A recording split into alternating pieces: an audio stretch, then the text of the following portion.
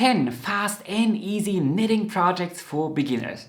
Hi everyone, Norman here. It's a new year, so many people are just starting to learn how to knit, and I thought this would be the perfect opportunity to talk about easy beginner knitting projects. In this video, I want to show you some super simple knitting patterns like this scarf here that are fast to finish and still look cute. So, without further ado, let's dive right into it.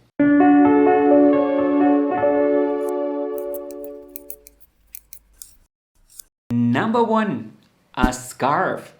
No big secret here, the probably easiest and most popular knitting project for beginners is a scarf.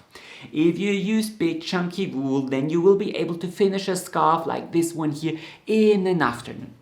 Now, I am personally not the biggest fan of chunky yarn, especially for beginners, but there is no denying that the result does look super cozy, and actually is. But be careful. Yarn like this typically is twice as expensive as other yarn, and it is not the most durable yarn on top of that. For a scarf, this can be totally okay. For a sweater, maybe less so. For anything that experiences a lot of wear and tear, you might want to go for a tightly spun thread. Also, these super huge needles actually force you to learn awkward motions that might hinder you later on. But if you want to give it a try, you will find my step-by-step tutorial for this scarf here up in, I think here. Yeah, here. Number 2, a pot holder or a dishcloth. Hand-knitted dishcloths are not only an excellent project for a beginner, they are also great gifts. Why do I like them so much? First of all, it's a wonderful project to try a new knitting stitch pattern.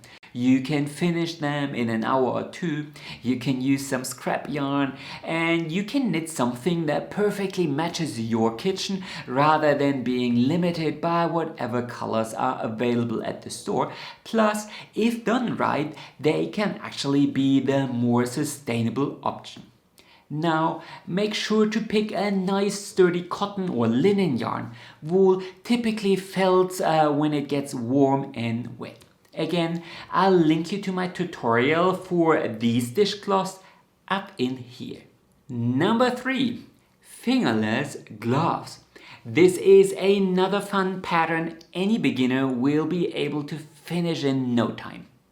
As it is a garment that needs to fit, it's maybe not ideal as your very first project, but once you've knitted that scarf or pot holder, this here is definitely doable.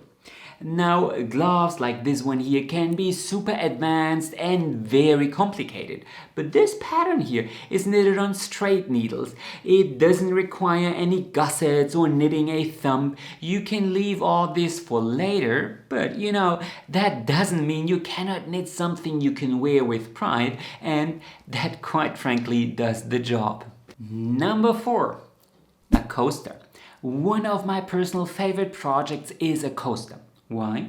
First of all, I have a lot of delicate surfaces here in my home, so I can never have enough of these. Plus, rumor has it I love a good seasonal table decoration, hint hint hint. But there's another reason. A lot of patterns require you to knit a gauge swatch, and often you end up throwing that away or unraveling it. Know then that you can turn almost any gauge swatch into a coaster. Just add a little selvage and garter stitch or seed stitch and that's it. They are super fast to finish and can even be a nice gift. So why don't you give it a try? Number 5, a cowl. Now, I have already mentioned a scarf, but I do want to highlight cowls like this one here. Why? Well, you will quickly notice that a good scarf needs to be quite long. When these ends here are too short, things will look a bit funny in my opinion. For a cowl, you only need enough fabric to wrap it around your neck once. So while you typically will have to sew things together, as in this case, and that can be a bit annoying, it will also be twice as fast to finish. On top of that, a lot of knitting stitch patterns aren't actually reversible. So they will be quite awkward to wear when you embellish a scarf with it, because there's always this one good side, and then you need to drape your scarf around your neck so the ugly side is hidden. But for a cowl, nobody is going to really see the inside, so that is quite perfect. As a beginner, I would probably look for something that is knit flat and only features easy stitches. Later on, of course, you can go for much more complicated patterns and create, for example, a beautiful cable cowl like this one here. Number 6. A mug cozy. This here is one of my favorite mugs, and I often drink my tea from it while knitting. I am, however, a somewhat slow drinker. So a mug cozy is basically just a little bit of fabric you fasten with a button or so, and then it will help you to keep your drink warmer for a bit longer. Also, there are those takeaway cups, and typically they are a bit too hot outside. So a cozy will help you to hold the cup and keep your coffee warmer longer. This one here features little horseshoe cables, and now you might say, well, Norman, cables are too complicated for me. I'm actually looking for easy beginner projects. But I disagree. First of all, cables are super simple because you only need to know the knit and the purl stitch. They look complicated, but they aren't. Also, as a beginner, you get better by pushing yourself beyond what you already know, one little step at a time. And such a tiny little project can be perfect to learn a new technique. If things turn out to be less impeccable, it doesn't really matter because it barely takes an hour to finish one, and your second try will probably be so much more satisfying. And then you will have a little project you can actually use, and you learned a new skill. So how fun is that? Number 7, a pillow cover or a blanket made out of mitered squares. Mitered squares are this fun little invention. It's basically a rectangle knit in garter stitch. So knit stitches all over, but because you use a simple decrease here in the middle, it turns into a square. And if you pair that with multiple colors and then sew the squares together, you can create much bigger projects like this pillow cover. But of course, blankets are also an option. Why do I mention this? Because one of these squares is very easy and fast to finish. So you can knit one square per day, and after a month or two, you will have this huge blanket. I have to warn you though, these projects typically require quite a lot of sewing here along these edges. Some people find this annoying. I actually enjoy it, but if you are someone who doesn't like sewing, then I would probably stay away from mitered square projects.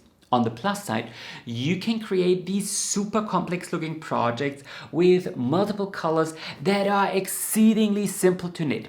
And by the way, make sure to comment if you would like to see a video of me knitting this pillow cover. Number 8, a simple hat.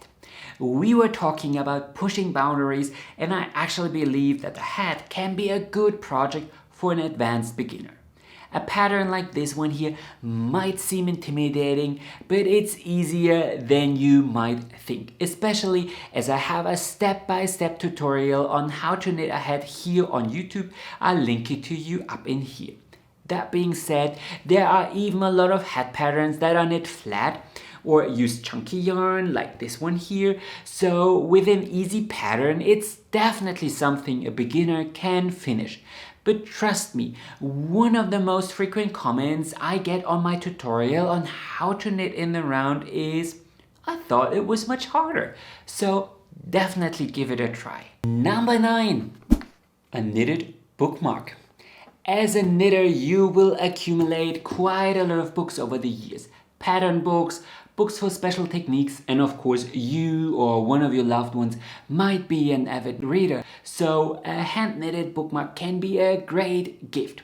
Some of them are incredibly intricate and difficult. For example, last year I knitted one on 1mm needles that's US size 0000. But I also designed this little lace bookmark here as an alternative. It literally only requires 3 simple stitches: a knit stitch, yarn over, and knit 2 together. And it still looks wonderful in my opinion. And again, this can be a great project for someone who likes to learn lace. Like so many other things in knitting, simple lace might sound intimidating, but it's actually quite simple. Number 10, a knitted heart. Last but certainly not least, I want you to mention this fun little knitted heart in garter stitch. It's a very quick knit and can be such a great choice if you want to thank someone.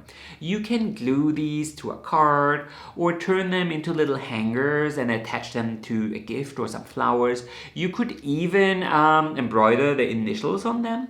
And I specifically wanted to include this pattern here, not only because I have a full video here on YouTube showing you exactly how to knit it, but also as a reminder that knitted gifts don't have to be complicated. I mean, so often when I see someone knitting a sweater or a big afghan for the family, you can see me staring at it in wonder with my jaw agape. All this patience and dedication that goes into these projects is truly wonderful. But at the core, a knitted project is saying, hey, this is something I specifically made for you. I invested my money, my time, my skills, and my love. So apart from the apparent usefulness, it's also a gesture. And a knitted heart like this one here can be such a beautiful small little gesture. Later on, of course, you can knit much more intricate hearts like this one here. But there is nothing wrong with starting with something simple. And here at the end, there's one little request or note I would like to add. Please respect designers and support their creativity. According to Ravelry, arguably the biggest place for knitting designers to sell their patterns, only 3% earn more than $1,000 per month. And mind you, $1,000 per month is very far from a full-time income. So buy their patterns if you enjoy the designs, or for example, I have a buy me a coffee site. You will find the link below where you can leave a small tip. Many small tips enable me to continue recording videos like this one here. At the end of the day, as much as we all love knitting, love and like sadly doesn't pay the bills. I know a lot of beginners are looking for free patterns, or your financial situation might not allow for big steps either. That's okay. Still, most people in the knitting industry aren't exactly millionaires either, and without support and respect for their original designs, they might not be able to continue publishing patterns. So please treat any pattern with respect and don't forward it or share it in other groups, even if it's free. In fact, for most designers, even $5 per pattern won't really cover the cost. That's the truth, a sad truth that is. Anyway, these were my 10 easy knitting projects for beginners. Remember, if you would like to add a pattern or if you have any questions, don't hesitate to comment, and of course like this video to support my work, and feel free to subscribe to my channel in case you don't want to miss any new videos. Happy knitting and enjoy the rest of your day.